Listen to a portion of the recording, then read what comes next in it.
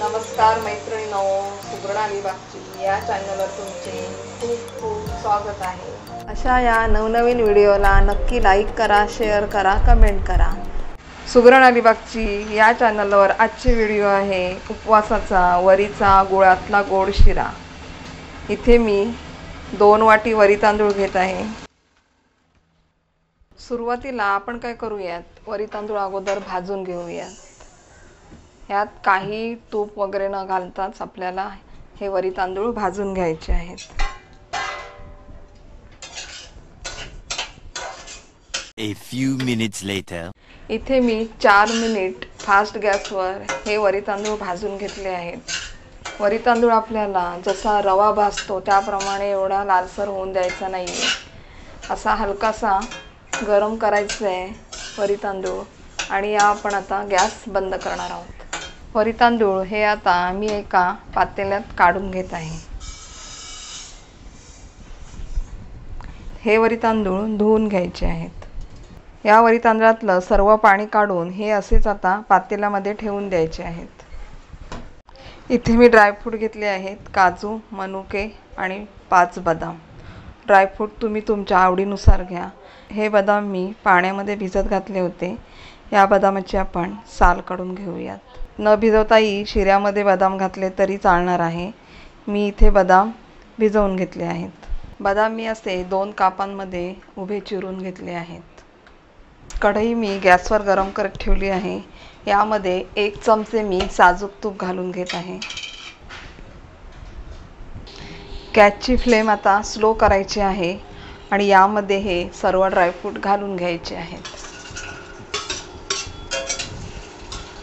Slow फ्लेमवरच हे dry fruit असे परतून घ्यायचे। इथे तुम्ही पाहू शकता मनुके असे हे तुपामध्ये फुलले गेले की लगेच यामध्ये आपण हे भिजवलेले वरी तांदूळ घालणार आहोत।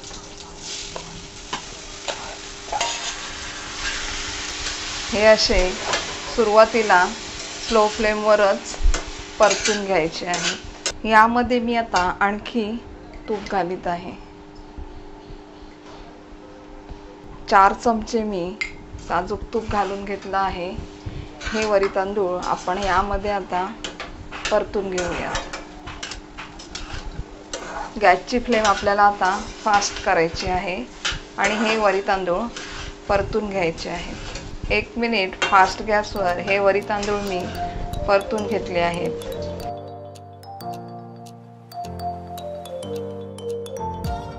यामध्ये मी हे गरम पाणी घालून घेत आहे।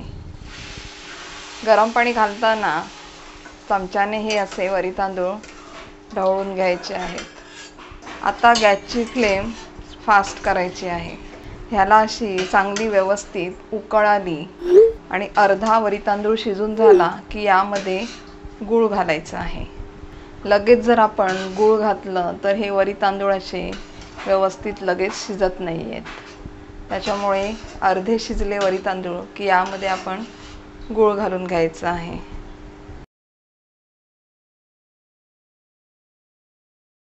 की तुम्ही पाहू शकता हे पाणी असं वरी तांदळाने जवळजवळ ऑब्झर्व केले आहे आणि वरी तांदूळ अर्धे कच्चे हे शिजले आहेत। आता यामध्ये गूळ घालायचं आहे। आता यामध्ये मी गूळ घालीत आहे। 2 वाटी वरी तांदूळसाठी मी इथे 1.5 वाटी गूळ घालीत आहे।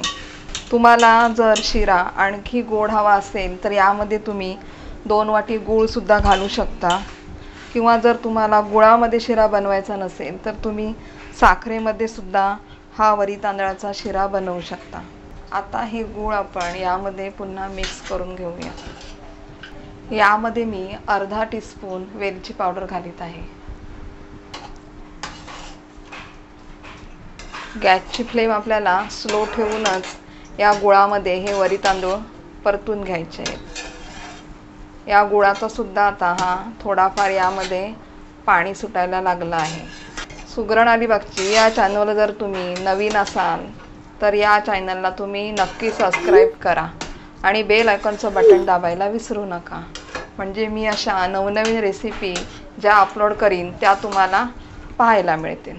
उपवासाचा हा वरीचा शिरा शक्यतो तुम्ही गुळामध्येच बनवा. गुळामध्ये काय होते, आपल्या शरीराला अशी एनर्जी मिळते. आपण उन्हातून आल्यानंतर गूळ आणि पाणी प्यायल्यानंतर आपल्याला कसं जरा असं एनर्जेटिक वाटतं. त्याच्यामुळे तुम्ही उपवासाचा शिरा हा गुळामध्येच बनवा, म्हणजे तुम्हाला शरीराला एनर्जी मिळेल. म्हणून उपवासाचा वरी तांदळाचा शिरा आपण हा गुळामध्येच बनवायचा आहे. आता स्लो फ्लेमवरच हा शिरा आपण वाफेवर देऊयात. ज्याप्रमाणे आपण भात वाफेवर देतो त्याप्रमाणेच हा शिरा आपल्याला वाफेवर द्यायचा आहे. A few minutes later. 5 मिनिटानंतर मी आता झाकण काढून घेत आहे. इथे तुम्ही पाहू शकता हा वरीचा शिरा आपला असा चांगला फुलून आला आहे आणि छान फुलला पण आहे. आता आपण गॅस बंद करून घेऊया. ही व्हिडिओ पाहिल्याबद्दल तुमचे खूप खूप धन्यवाद. आता भेटूया नेक्स्ट व्हिडिओमध्ये.